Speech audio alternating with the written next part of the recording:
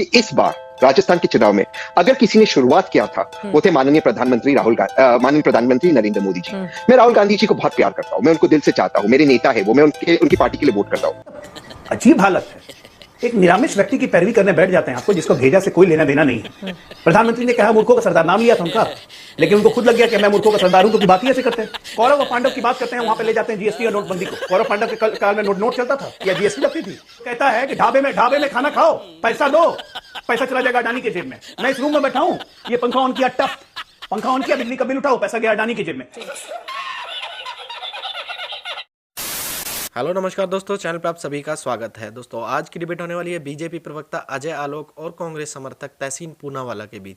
दरअसल जो आजकल चुनाव चल रहे हैं राजस्थान मध्य प्रदेश में, इसी पर भाषा शैली को लेकर डिबेट चल रही थी। जो बीजेपी और कांग्रेस आपस में भाषा एक दूसरे के लिए यूज़ करते हैं, वो उस पर इल्ज़ाम लगाते हैं, वो कोई किसी को पनौती कहता है, कोई कुछ कहता है। दोस्तों डिबेट बहुत ही देखने लायक और इंटरेस्टिंग होने वाली है। आपसे रिक्वेस्ट है डिबेट वीडियो पूरी देखें। चैनल पर नए हैं तो चैनल को सब्सक्राइब कर दें और वीडियो को एक छोटा सा लाइक तो जरूर दे दें। तो पहले वीडियो में चलते हैं। चित्रा जी, अव्वल तो मैं हमारे 5 वीर सैनिकों को श्रद्धांजलि अर्पित करना चाहता हूं, जिन्होंने कल और परसों हमारे देश के लिए उन्होंने शहादत दी राजौरी एनकाउंटर के अंदर।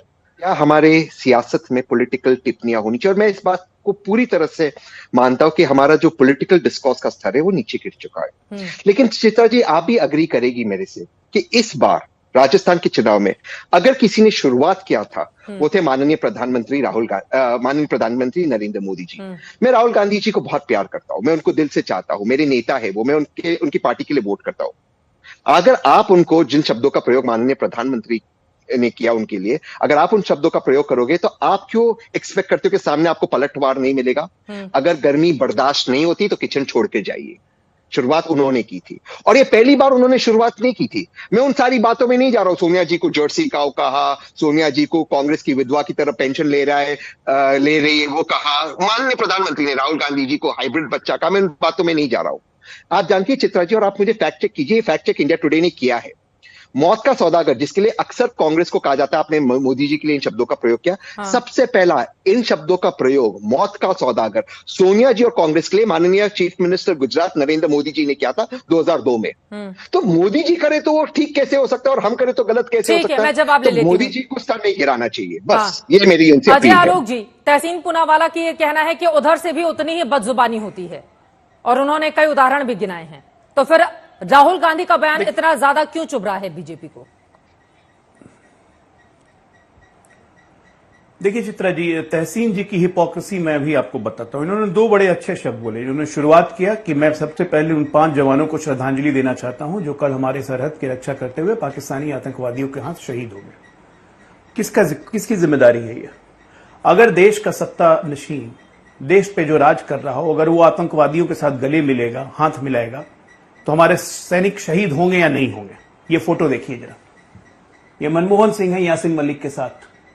आतंकवादियों को मनोबल कौन बढ़ा रहा था? क्या इसके लिए मनमोहन सिंह की शिकायत करेंगे, सोनिया गांधी की शिकायत करेंगे? और नहीं करेंगे तो फिर ये झूठ मूठ का श्रद्धांजलि का ड्रामा करना बंद करें। फैक्ट चेक ये होता है, ये है फैक्ट चेक कि आतंकवादियों का मनोबल कैसे बढ़ाया जाता है। फैक्ट चेक ये होता है कि 2010 में पाकिस्तान के 18 आतंकवादियों को संबंध सुधारने के नाम पर रिलीज कर दिया गया था। ये होता है फैक्ट चेक। तहसीन जी, अगर हिम्मत है तो क्रिटिसाइज कीजिए, नहीं तो फैक्ट चेक करना और श्रद्धांजलि का ड्रामा करना बंद। पहली बात। दूसरी बात, राहुल गांधी क्या है जी? इस देश के आम नागरिक है ना, उनको अधिकार है क्या किसी को भी मजाक उड़ाने का, किसी की बेइज्जती कर देने का, कुछ भी बोल देने का, जस्ट बिकॉज कि वो गांधी परिवार से आते हैं? प्रोप्राइटरी है इस देश में उनकी, जो उनके इधर से भी हुआ उधर से भी हुआ। जेब कतरा कहेंगे वो प्रधानमंत्री को? मतलब अजीब हालत है। एक निरामिष व्यक्ति की पैरवी करने बैठ जाते हैं आपको, जिसको भेजा से कोई लेना देना नहीं है। प्रधानमंत्री ने कहा मूर्खों का सरदार, नाम लिया था उनका, लेकिन उनको खुद लग गया कि मैं मूर्खों का सरदार हूं, क्योंकि बात ही ऐसे करते हैं। Second largest mobile manufacturer in India है, और कहते हैं कि हर मोबाइल को उठा के देखिए पीछे लिखेगा मेड इन चाइना, तो उसको क्या कहेंगे आप? कौरव और पांडव की बात करते हैं, वहां पे ले जाते हैं जीएसटी और नोटबंदी को। कौरव पांडव के काल में नोट चलता था या जीएसटी लगती थी, इसको क्या कहेंगे आप? अरे भैया, देश की सबसे पुरानी पार्टी भले ही अंग्रेजों ने बनाई हो कांग्रेस को, लेकिन सबसे पुरानी पार्टी के पूर्व राष्ट्रीय अध्यक्ष रह चुके हैं, सबसे सीनियर लीडर कांग्रेस के माने जाते हैं, जो कांग्रेस अध्यक्ष को भी अपने जूते की नोक पे रखता है। अगर वो समझदारी की बात नहीं करेगा तो पूरे दुनिया में इस देश की छवि क्या जा रही है? ठीक है, मैं जवाब ले किस तरह का नेता है विपक्ष का? हाँ, जो कहता है कि ढाबे में खाना खाओ, पैसा दो, पैसा चला जाएगा अडानी के जेब में। मैं इस रूम में बैठा हूं, ये पंखा ऑन किया, टफ पंखा ऑन किया, बिजली का बिल उठाओ, पैसा गया अडानी की जेब में। ठीक है। मूर्खतापूर्ण भरी बातों को क्या कहेंगे कि बहुत इंटेलिजेंट आदमी है। चाहे वो सोनिया जी को जर्सी का हो, मौत का सौदागर हो सोनिया जी को, या कांग्रेस की विधवा की तरह, या जो राहुल जी ने कहा, मैं कहता हूं स्तर गिर चुका है। फर्क अजय जी और मैंने में इतना है, मैं कह सकता हूं कि स्तर सारी जगह से गिर चुका। ये अब भी इस शो पे भी राहुल जी को बुर्क कह रहे। अब सोचिए इसमें फर्क। मैं दूसरी चीज कहना चाहता हूं आपसे। अजय जी ने कहा कि आतंकवादियों के साथ कांग्रेस का गठबंधन है। ये माननीय प्रधानमंत्री ने गुजरात के समय, और इस पे कंप्लेन भी हुई थी, उन्होंने कहा कि माननीय प्रधानमंत्री मनमोहन सिंह जी, देश के उपराष्ट्रपति और देश के आर्मी चीफ एक षड्यंत्र रच रहे थे उनकी सरकार को गिराने के लिए। अरुण जेटली जी ने उसके लिए माफी मांगी उस चीज के लिए। तो आप टीवी चैनल पर आकर कुछ भी कह दोगे, किसी के बारे में वो सच होगा आपके ही चैनल पे। अभी अजय जी ने कहा कि कांग्रेस के फाउंडिंग मेंबर एक अंग्रेज आदमी था। यहाँ पर रशीद जी है, दादा भाई नौरोजी थे, त्याब जी थे, बदरुद्दीन त्याब जी, मेरे घर के बाजू में उनका घर था। आरसी दत्त थे, WC AOU कौन था भाई? आपने भारतीयों का नाम ही नहीं लिया। ये सारे फाउंडिंग मेंबर से 72 लोगों की पहली मीटिंग हुई, आपने उनका नाम ही नहीं लिया। 1885 में बॉम्बे।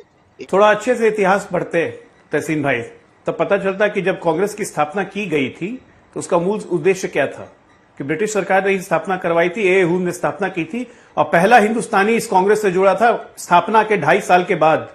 समझ गए? तो पढ़ लीजिए बढ़िया से। मैं चित्रा जी यही कह रहा हूं कि बिहार में एक कहावत है कि थेथड़ के पेड़ पे कितना भी लाठी मारो उसको कोई असर नहीं होता है। और बिल्कुल राशिद जी ने बिल्कुल ठीक बात कही है। मैं मानता हूं राशिद जी की बात कि राहुल गांधी पे कोई असर नहीं होने वाला है। वो ये भी मान रहे हैं कि राजस्थान में कांग्रेस हार रही है, बहुत अच्छी बात है। और राहुल गांधी पे कोई असर नहीं होने वाला है, क्योंकि पहले भी कोर्ट में माफी मांग चुके हैं, तमाम चीज कर चुके हैं, और वो ये सब करते हैं अपने इमेज बढ़ाने के लिए, जो भी करने के लिए वो जाने।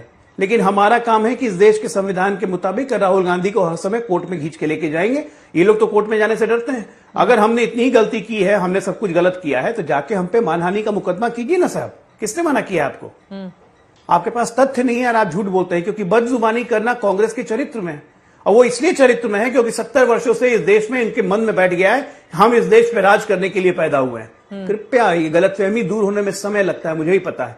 अभी 9 साल हुए हैं, मुझे लगता है 10-15 साल अभी और रहेगा, तब कांग्रेस को क्लियर हो जाएगा कि इस देश हमारी बपौती नहीं है। क्योंकि आने वाले 25-30 साल कांग्रेस यहां पे आने वाली नहीं है। जब तक ये दोनों महाशय रहेंगे, भैया और बहना, तब तक कांग्रेस के यहां कुछ नहीं होने वाला है। कांग्रेस को म्यूटिनी की जरूरत है ताकि इन लोग दोनों से पिंड छुड़ाएं, तभी कांग्रेस का कुछ भविष्य भला होगा।